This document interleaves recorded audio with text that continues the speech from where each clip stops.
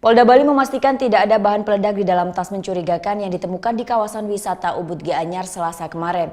Tas tersebut milik wisatawan asal Belanda yang sebelumnya sempat melapor kehilangan tas di Polsek Ubud.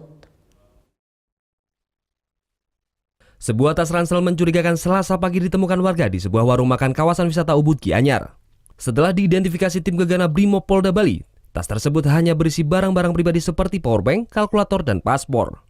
Kabid Humas Polda Bali Kombes Pol Anak Agung Made Sudana yang menggelar konferensi pers terkait temuan ini Selasa siang menegaskan tidak ada bahan peledak di dalam tas tersebut. Tas ransel tersebut dipastikan milik wisatawan asal Belanda, Mark Art, sesuai paspor yang ditemukan di dalamnya.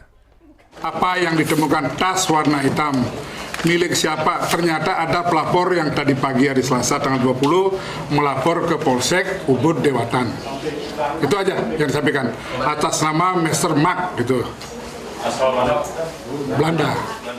Meski dipastikan bukan bahan peledak, Kabid Humas menegaskan Polda Bali tetap meningkatkan kewaspadaan menjelang libur akhir tahun ini. Muhammad Hasanuddin melaporkan untuk NET.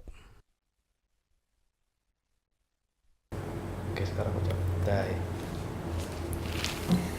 Udah selesai kan nontonnya? Nah, jadi jangan lupa buat like, komen, dan subscribe ya.